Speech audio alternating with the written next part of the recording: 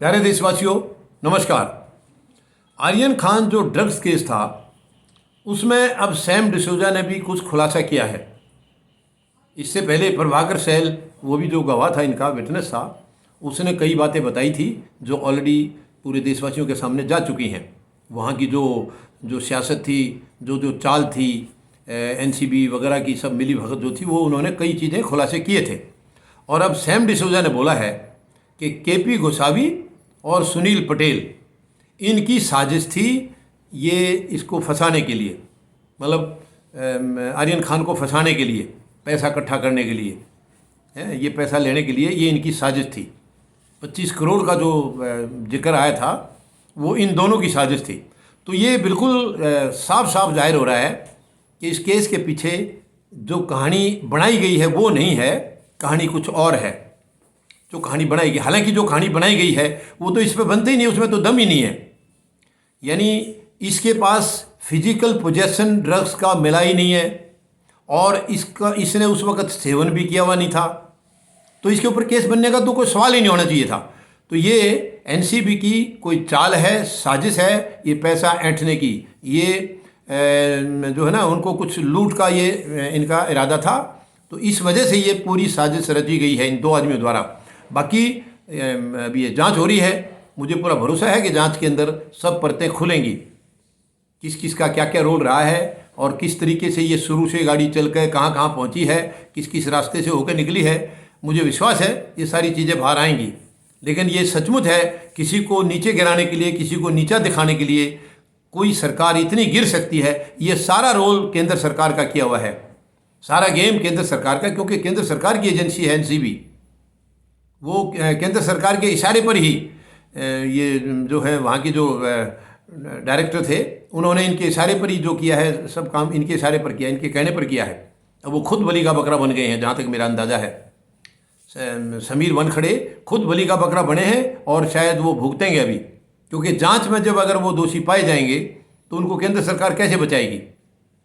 तो ये बहुत ही गहरी चाल है। यानी ये सरकार इतनी साजिश की है, इतनी साजिश से भरी हुई सरकार है, ये कब किसके साथ क्या करा देगी कोई भरोसा नहीं है। ये जीरो को एकदम से ऊपर बना देंगे और ऊपर वाले को नीचे करा देंगे। यही सब हो रहा है। इस सरकार का 7.25 साल का जो समय निकला है उसमें यही सब साजिशें हो रही हैं। पहले दिन से ये जब से आए हैं तब से साजिशें करते जा रहे हैं और देश को इन्होंने खोखला बना दिया है, खोखला बना दिया।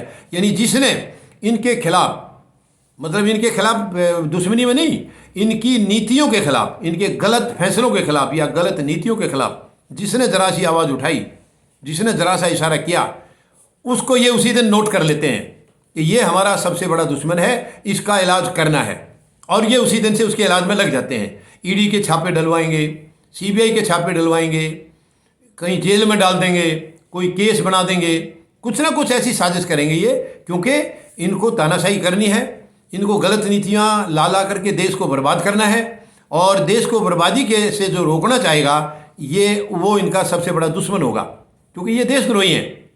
इसमें अगर ये देशभक्त हैं तो साबित करो। देशभक्ति तो अलग नज़र आती है इनकी देशभक्ति। अगर ये देशभक्ति है तो फिर देशद्रोही क्या होती है? जो आज ये कर रहे हैं, अगर ये देशभक्ति है तो देशद्रोही की हरकत क्या होती है? देशद्रोही किसको कहा जाएगा?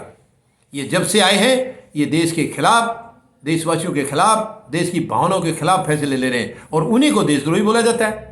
जो देश के हक में फैसले लेगा, देश के देशवासियों के भलाई के लिए फैसले लेगा, वो तो देशभक्त है, वो तो देशद्रोही हो ही नहीं सकता है। लेकिन इन्होंने आज तक देश के या देशवासियों के लिए कोई ऐसा काम नहीं किया है, कोई ऐसा फैसला नहीं लिया है। ये जब से आए हैं इनके सारे फैसलों से ये जाहिर हो रहा है, इनके फैसलों से साबित हो रहा है कि ये देशद्रोही हैं, और देशद्रोह के नाते ये इस किस्म के उल्टे सीधे फैसले ले रहे हैं। ये बहुत ही दुखद है, बहुत ही दुखद है। अभी बहुत सारी चीज़ें और भी परतें खुलेंगी, और जिस दिन ये सरकार बर्खास्त हो जाएगी इनकी सच्चाइयाँ तो तब बाहर निकलेंगी। अभी तो आधी चीज़ें इन्होंने छिपा के रखी हुई हैं, जनता तक आने नहीं दी है, मगर वो ज़रूर आएगी।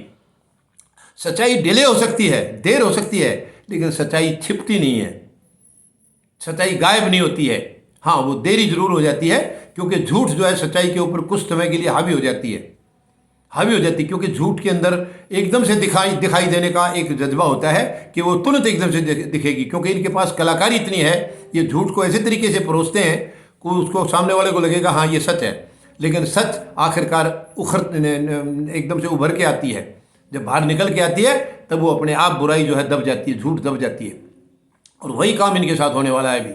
इनकी सच्चाई सारी एक एक करके बाहर आएगी, तमाम परतें खुलेंगी, तमाम साजिशें जो है ना उजागर हो जाएंगी। तब इनको कहीं मुंह छिपाने की जगह नहीं मिलेगी। ये बहुत ही दुख की बात है। ये अपने आप को कहाँ छिपाएंगे उस वक़्त। देखते हैं अब ये जांच किस दिशा में बढ़ती है और इनका क्या इलाज होता है। धन्यवाद। जय जवान, जय किसान, जय हिंद।